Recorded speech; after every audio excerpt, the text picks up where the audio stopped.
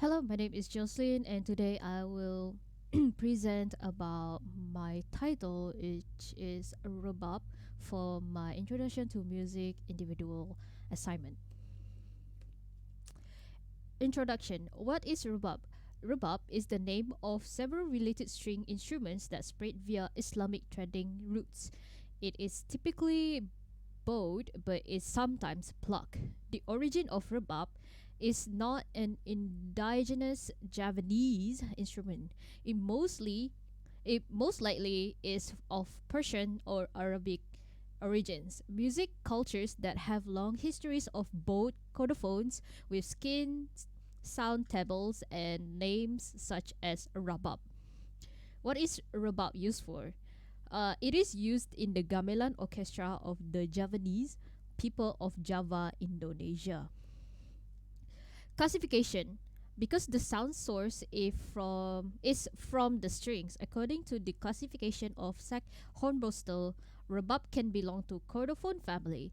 Among the five kinds of chordophone, for example, bows, lyres, harps, lutes, and zither.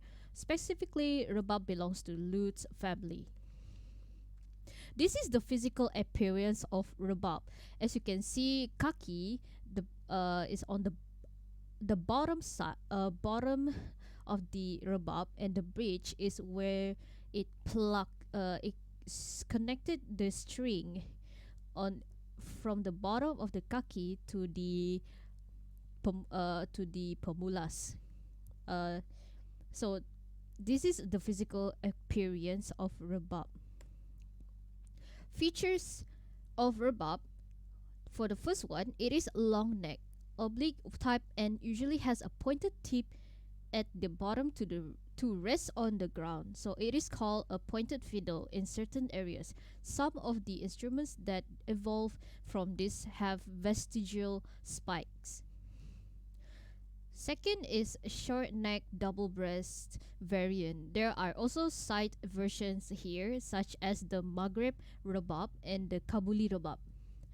And the third one is spiny violin variant. Although appreciated for its sonorous tone, the rebab has a very limited range, just over an octave. There are two sonic characteristics about rebab.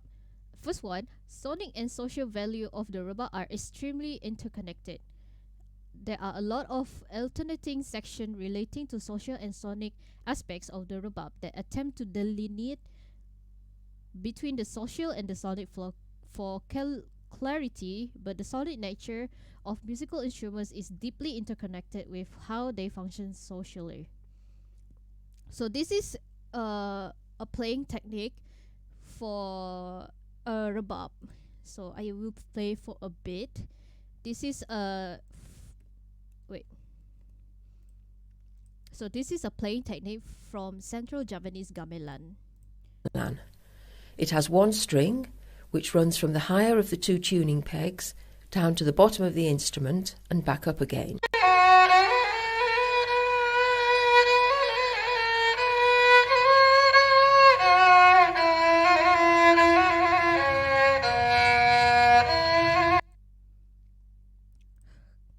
Construction. The rebab is used in a wide variety of musical ensembles and genres, corresponding with its wide distribution, and is built and played somewhat differently in different areas.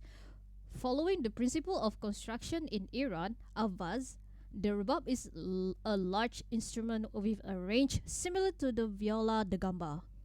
The body varies from being ornately carved, as in Java, to simpler models such as the two-string Egyptian fiddle of the Nile. They may have a body made of half a coconut shell, while the more sophisticated versions have a metal soundbox, and the front may be half covered with beaten copper and half with cow skin. An end pin is similar to the cello. History of rebab. The rebab reached Southeast Asia with the coming of Islam to Sumatra, Java, and the peninsula, and bears marked similarities to the early Persian version. It is a singularly difficult instrument to play because it has neither fingerboard nor fret, and its bow is loosely strung, unlike the taut bow of the violin. It also has a limited range of little more than one octave. In a gamelan orchestra, the rebab acts as an ornamentation to the basic melody, but it also has a function as the main accompaniment in other culture tradition of the peninsula East Coast, particularly main putri, makrong, and tarik selampit. Southeast Asia.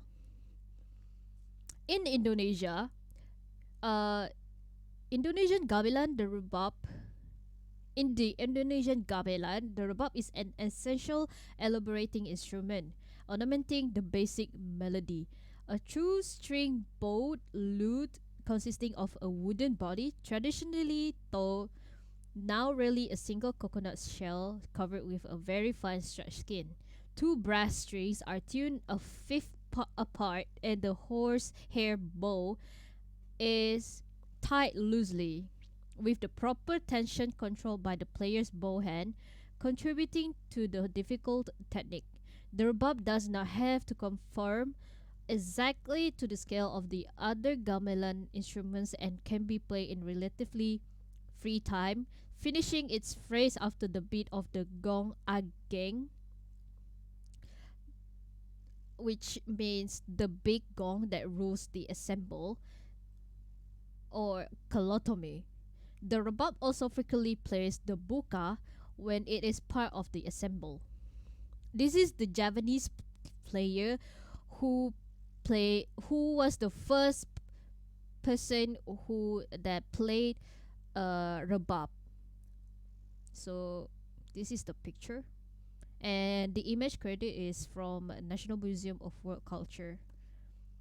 And this is the video of Javanese rebab.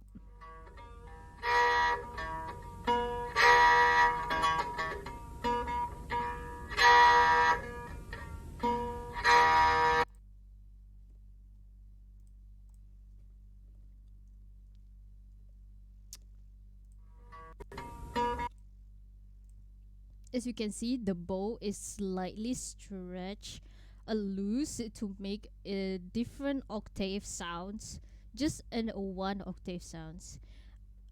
Different. It's totally different than the bow for the violin. In Malaysia, especially the eastern Malaysian state of Kelantan and northern Terengganu, Besut, rebab is one of important traditional music instruments. Its appearance is significantly different from rebabs from other regions. It has three strings, three tuning pegs, a decorative detachable headstock, a skin made of cow's stomach, and a small nipple-like mute mechanism. The rebab is used in the Makyong ensemble, tarik selampit, and also in a healing ritual called Main Puteri.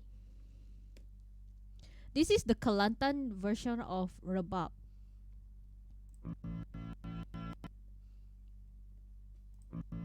Adalah merupakan wayang kulit Melayu sila. Dan dia dipanggil sebagai cendol. Penjarian fingering tu daripada yang mana? Repertoire. This is one of the performance that using rebab during Panggung Seni Traditional 2016 JKKN.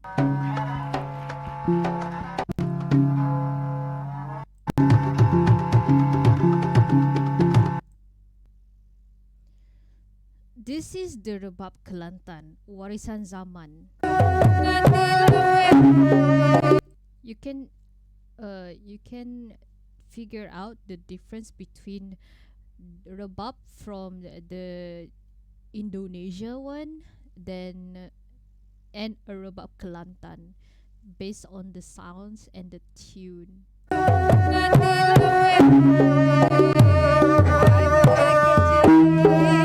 warisan yang menjadi tradisi masyarakat di negeri Kelantan tersilam yang harus terus didendangkan.